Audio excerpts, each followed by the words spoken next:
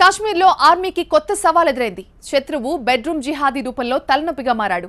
ఇళ్ల నుంచి బయటకు రాకుండా ఈ సైబర్ టెర్రరిస్టులు తమ లక్ష్యాలపై దాడులు చేస్తున్నారు. బెడ్రూమ్ జిహాదీల కారణంగా కాశ్మీర్లో అల్లర్లు మరింత పెరిగాయని సైన్యం ఆందోళనతో ఉంది.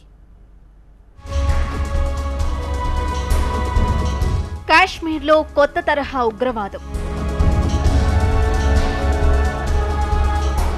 హడలెత్తిస్తున్న సైబర్ టెర్రరిస్టులు, బెడ్రూమ్ జిహాదీలతో పెను ప్రమాదం.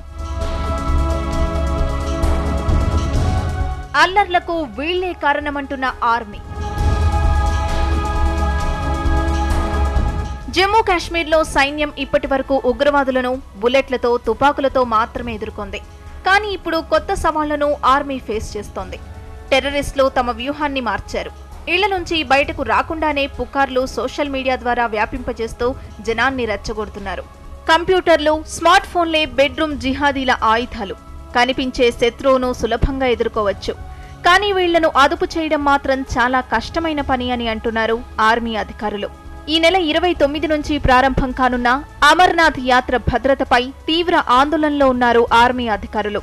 వాట్సాప్, ఫేస్బుక్, ట్విట్టర్ లాంటి సోషల్ మీడియాను ఆయుధంగా మలుచుకున్న ఉగ్రవాదులు యువతను రెచ్చగొడుతున్నారు. అల్లర్లను రెచ్చగొట్టి అమర్నాథ్ యాత్రను అడ్డుకోవడానికి ఉగ్రవాదులు కుట్ర పన్నినట్టు గుర్తించారు. అల్లర్లను రెచ్చగొట్టడానికి కాశ్మీర్ నుంచే కాదు, ఢిల్లీతో పాటు విదేశాల నుంచి కూడా సోషల్ మీడియాలో పోస్టులు చేస్తున్నారు. కొద్ది రోజుల క్రితం కాశ్మీరీ పండిట్ వర్గానికి చెందిన కానిస్టేబుల్ హత్య సంచలనం రేపింది. తొలుత అతడిని ఉగ్రవాదులే కిడ్నాప్ చేసి చంపారని ప్రచారం జరిగింది. అయితే సిట్ దర్యాప్తులో అతడిని తోటి కానిస్టేబులే హత్య చేసినట్టు దర్యాప్తులో తేలింది. తరచుగా సోషల్ మీడియాపై ఆంక్షలు విధిస్తున్నారు. అయినప్పటికీ పరిస్థితి అదుపులోకి రావడం లేదు. 22 వెబ్సైట్లను ప్రభుత్వం బ్యాన్ చేసింది.